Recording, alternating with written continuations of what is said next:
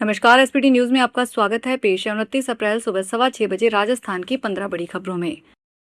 राजस्थान में सुशासन को मजबूत करने और जन शिकायतों के त्वरित निस्तारण की दिशा में मंगलवार को मुख्य सचिव वी श्रीनिवास और पुलिस महानिदेशक राजीव कुमार शर्मा ने शासन सचिवालय स्थित राजस्थान संपर्क 181 हेल्पलाइन केंद्र का निरीक्षण किया। निरीक्षण के दौरान डीजीपी ने स्वयं कॉल कर सिस्टम की कार्यप्रणाली को परखा। उन्होंने कॉल के दौरान कहा, हेलो, मैं डीजीपी राजीव कुमार शर्मा बोल रहा हूं, और इसके माध्यम से शिकायत निवारण प्रक्रिया की वास्तविक स्थिति का आकलन किया।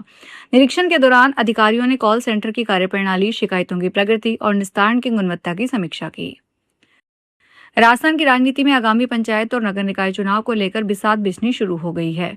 प्रदेश कांग्रेस कमेटी के अध्यक्ष गोविंद सिंह डोटासरा ने संगठन को निचले स्तर पर सक्रिय करने के लिए नियुक्तियों का पिटारा खोल दिया है।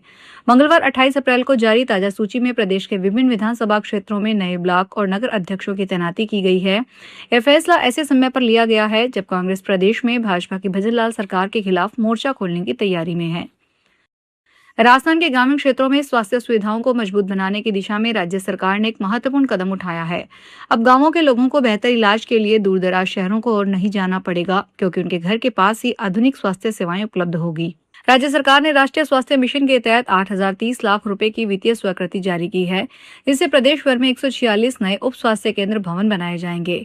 कैबिनेट मंत्री जोराराम कुमावत ने इस स्वीकृति के लिए मुख्यमंत्री भजनलाल शर्मा और चिकित्सा मंत्री गजेंद्र सिंह खींवसर का आभार जताया है। सिंधु जल समझौते के तहत रोके गए उत्तरी भारत के जल को पश्चिमी राजस्थान तक पहुंचाने की मांग जोर पकड़ने लगी है। यह पानी जोधपुर सहित 10 जिलों में पेयजल व खेती किसानी की तस्वीर बदल सकता है। हाल ही में मुख्यमंत्री के ओसियां दौरे पर इसे लेकर एक बार फिर मंथन हुआ। अब जल संसाधन विभाग में डीपीआर तैयार करवाने को लेकर उच्च स्तर पर विचार विमर्श चल रहा है।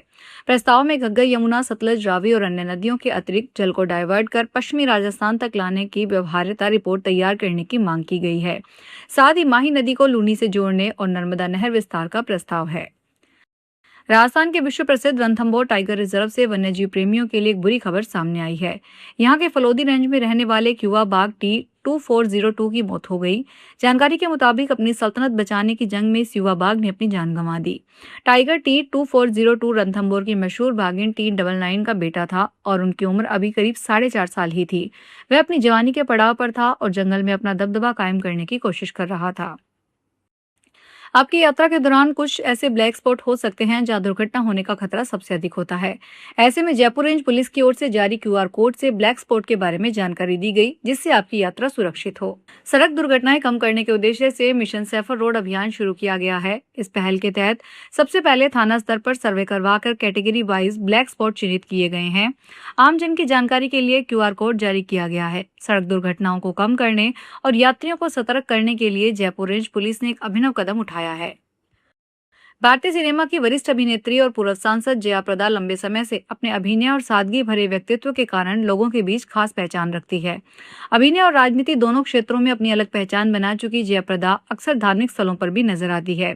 जया प्रदा ने मंगलवार को राजस्थान स्थित प्रसिद्ध खाटू श्याम मंदिर के दर्शन किए। उन्होंने एक खास पल का वीडियो सोशल मीडिया पर साझा किया। वीडियो को साझा करते हुए जया प्रदा ने कैप्शन में लिखा, आज खाटू श्याम जी के दरबार में श्याम बाबा के दर्शन करने का सौभाग्य प्राप्त हुआ। भरतपुर जिले के बयाना उपकारा ग्राम में कैदियों की भूख हड़ताल ने प्रशासन के सामने गंभीर चुनौती खड़ी कर दी है। जानकारी के अनुसार कुल 14 कैदी जेल में सुविधाओं की कमी को लेकर भूख हड़ताल पर बैठ गए हैं। हड़ताल का असर अब उनके स्वास्थ्य पर साफ नजर आने लगा है। सभी कैदियों की तबीयत बिगड़ने लगी, जिसके बाद प्रशासन को तत्काल चिकित्सा व्यवस्था करनी पड़ी। स्वास्थ्य बिगड़ने के चलते 14 में से 9 कैदियों को जिला अस्पताल के जेल वार्ड में रेफर किया गया, जहां उनका इलाज चल रहा है। वहीं शेष 5 कैदियों का इलाज जेल परिसर के अंदर ही मेडिकल टीम द्वारा किया जा रहा है। डेनमार्क के राजदूत रासमस अबिलगार्ड क्रिस्टेंसन ने मंगलवार को यहां राजस्थान क्रिकेट एसोसिएशन का दौरा किया। आरसी एडहॉक समिति सदस्य आशीष तिवारी ने श्री क्रिस्टेंसन का स्वागत किया। इस दौरान बैठक में क्रिकेट के विकास और भारत डेनमार्क के बीच खेल सहयोग को लेकर विस्तृत और सकारात्मक चर्चा हुई। उन्होंने राजस्थान में क्रिकेट की प्रगति, आधुनिक खेल ढांचे, प्रशिक्षण सुविधाओं और उभरती युवा प्रतिभाओं की संभावनाओं पर चर्चा की। बूंदी में 2.5 माह से उपखंड अधिकारी कार्यालय में चुनाव कार्य में लगा रखे विद्यालय के शिक्षक को वापस लगाने के लिए रालड़ी प्राथमिक विद्यालय में अध्ययनरत बच्चों को मंगलवार को उपखंड अधिकारी कार्यालय पर धरना दिया। बच्चों के धरने पर बैठते ही अधिकारी हरकत में आ गए। तहसीलदार व शिक्षा विभाग के अधिकारी तत्काल उपखंड अधिकारी कार्यालय पर पहुंचे। चुनाव कार्य में उपखंड अधिकारी कार्यालय में लगा रखे अध्यापक को विद्यालय के लिए रिलीव कर दिया गया। शिक्षक को रिलीव करने के बाद ही बच्चों ने धरना समाप्त किया। जयपुर में बंधक बनाकर एक रिटायर्ड कर्नल से 2,20,000 रुपए लूटने का मामला सामने आया है। हथियार के दम पर घर में घुसकर नकाबपोश बदमाश ने वारदात को अंजाम दिया। बुजुर्ग को सुंघाकर बेहोश कर हाथ पैर और मुंह बांधकर बदमाश ने बेड पर पटक दिया। बगरू थाना पुलिस ने पीड़ित बुजुर्ग की शिकायत पर एफआईआर दर्ज कर बदमाश की तलाश शुरू कर दी है। डीसीपी प्रशांत किरण ने बताया कि बगरू के ओमेक सिटी निवासी 71 वर्षीय रिटायर्ड कर्नल के साथ लूट की वारदात हुई। रेगिस्तान की तपिश ने पर्यटन की रफ्तार को थाम दिया है। तापमान 46 डिग्री पार पहुंचते ही जैसलमेर का पर्यटन लू की चपेट में आ गया है। सुबह 7 से शाम 7 बजे तक बाहर निकलना कठिन हो गया है। लू के थपेड़े आग की लपटों जैसे महसूस हो रहे हैं और धोरों की रेत अंगारों की तरह तपने लगी है। पर्यटकों को आकर्षित करने वाले धोरों का नजारा अब झलसाने वाला बन चुका है। पीले पत्थरों की हवेलियां तेज धूप में तपकर लालिमालिये नजर आ रही है। ऐसे हालात में ठहराव लगभग थम गया है और शहर का पर्यटन सन्नाटे में बदल गया है। सड़क परिवहन और राजमार्ग मंत्रालय ने भीषण गर्मी को देखते हुए राष्ट्रीय राजमार्गों के निर्माण, रखरखाव और टोल संचालन से जुड़े कर्मियों और यात्रियों की सुरक्षा के लिए व्यापक दिशा निर्देश जारी कर उनका तत्काल पालन सुनिश्चित करने को कहा है। मंत्रालय के अनुसार निर्माण और रखरखाव कार्यों में श्रमिकों के लिए दोपहर 12 से 4 बजे तक काम सीमित कर शिफ्ट में बदलाव किया जाएगा और डामर बिछाने तथा वेल्डिंग जैसे कार्य सुबह शाम करवाए जाएंगे। नियमित कूलिंग ब्रेक, नए श्रमिकों के लिए एक्सलीमेंटाइजेशन, हीट स्ट्रोक की पहचान तथा प्राथमिक उपचार का प्रशिक्षण अनिवार्य किया गया है। हवाई सफर आने वाले दिनों में महंगा हो सकता है क्योंकि एविएशन टरबाइन फ्यूल महंगा होने से देश की प्रमुख एयरलाइंस का ऑपरेशन कास्ट 20% तक बढ़ गया है। एयर इंडिया, इंडिगो, स्पाइसजेट जैसी बड़ी एयरलाइन कंपनियों के संगठन फेडरेशन ऑफ इंडियन एयरलाइंस ने नागरिक उड्डयन मंत्रालय को भेजी एक रिपोर्ट में मदद मांगी है। एफआईए ने बताया कि जेट फ्यूल महंगा होने से घरेलू एयरलाइंस के सामने कामकाज जारी रखना मुश्किल हो गया है। हालात इतने खराब हो गए हैं कि कंपनियां ऑपरेशन रोकने या अपने विमानों को खड़ा करने की कगार पर पहुंच गई है।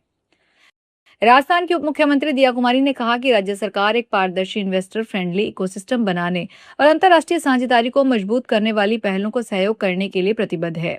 दिया कुमारी मंगलवार को यहां Indo American chamber of commerce के जयपुर में अपना राजस्थान चैप्टर की शुरुआत के अवसर पर आयोजित समारोह में मुख्य अतिथि के रूप में बोल रही थी। इस अवसर पर अमेरिकी दूतावास के वाणिज्यिक मंत्री काउंसलर जोनाथन हेमर विशिष्ट अतिथि के रूप में मौजूद थे। इस मौके पर द्विपक्षीय संबंधों में राजस्थान की बढ़ती रणनीति और वाणिज्यिक महत्वता पर जोर दिया गया। तो ये थी राजस्थान की 15 बड़ी खबरें। अगर आपको हमारा बुलेटिन पसंद आया हो तो वीडियो को लाइक करें, अपने दोस्तों से शेयर करें और चैनल को सब्सक्राइब करना ना भूलें। फिर मिलेंगे नई खबरों के साथ। धन्यवाद।